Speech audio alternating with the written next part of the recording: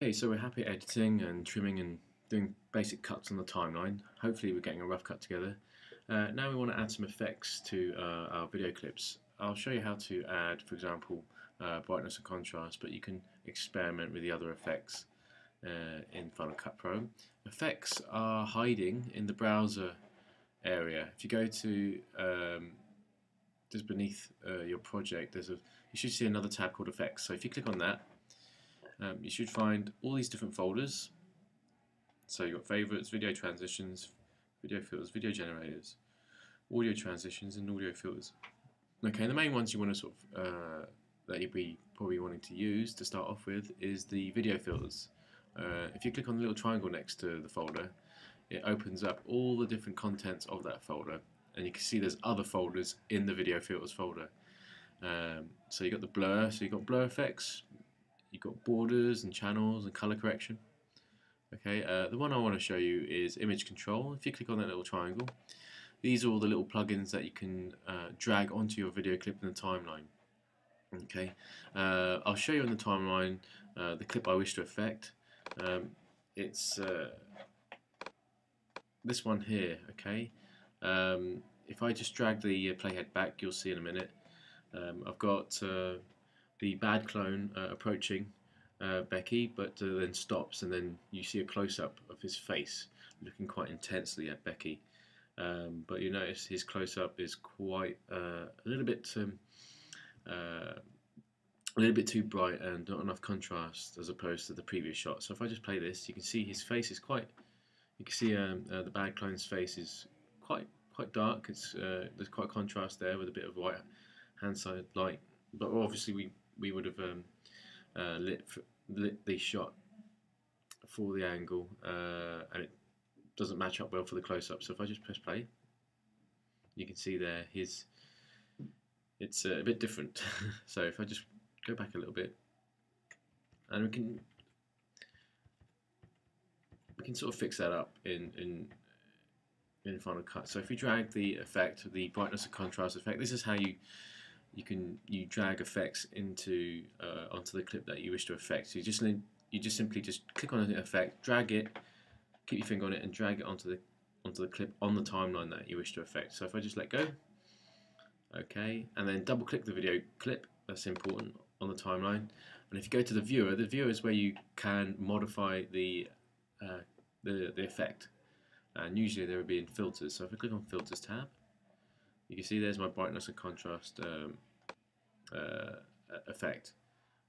So if I perhaps decrease the brightness a little bit and increase the contrast, you can see, perhaps if I make it a little bit brighter there, you can use these little arrow on either side just to give you a bit more accuracy. Okay, but I'm just going to do my best to sort of match up with the previous clip, so it's not too washed out.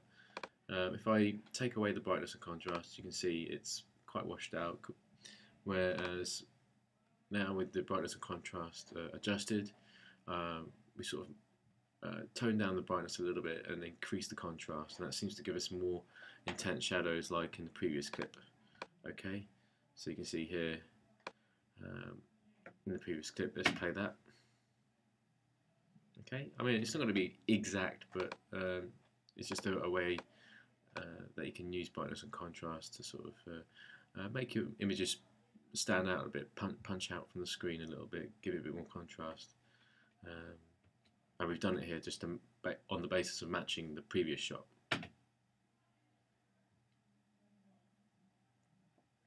Okay, that's how you add effects. If you want to add transitions, you go to video transitions. You've got so many different transitions here: 3D simulation, dissolve. Dissolve is the most common one. If you click on the little triangle next to dissolve, you've got the cross dissolve, and what you do is you simply drag the dissolve effect in between two clips that you want to where you want to dissolve. So if I drag it in between these two clips here, okay, you can see that the previous shot fades in to the close-up. So that's one way of adding a dissolve there. Okay, So that's dissolves. How about sound? Well, at the moment my sound, if I play it back, okay, you're still struggling, and you can add a sound effects. I brought in some sound effects into my Final Cut Pro browser, and I've put them in a folder, separate folder called Sounds. If I click on the little triangle, there's all my sounds. That's what they look like. If I double click them, they appear in the viewer.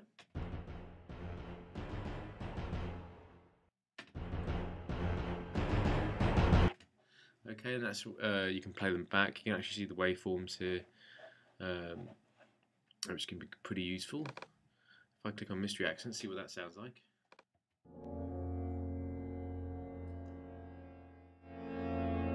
Okay, I think that would be pretty cool for when Becky turns around and sees the approaching villain. So if I get to that point in the timeline, okay, there it is. There's the approaching villain. If I get the playhead back to the first frame of that clip as he's approaching, I'm going to use the whole of this clip. I'm not going to edit it, but you can if you want to. Same way you edit a video clip, you can set in and out points. But I want the whole thing. And what I'm going to do is I'm going to go to this little hand here that's holding a speaker, and I'm going to click on that and drag that down into the audio track.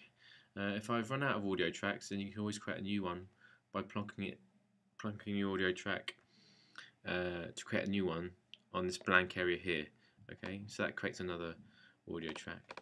You notice as this audio is not properly formatted for Final Cut, and Final Cut is asking us to render it, which is indicated by this red line right above here. So if you want to render it, select a clip and press Command R. And that renders your clip. If we play that back,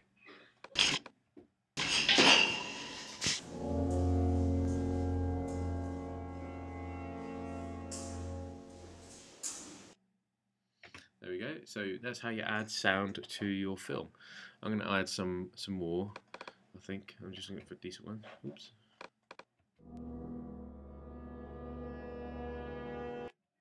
Maybe dramatic accent. Let's try that one.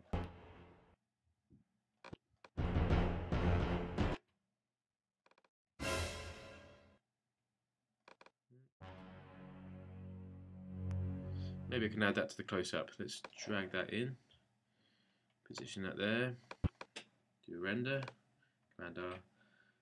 Okay.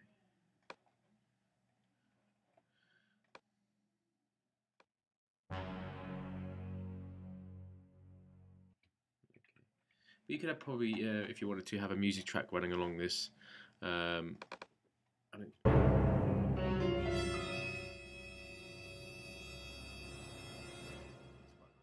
just drag that in. But yeah, do experiment with the sounds.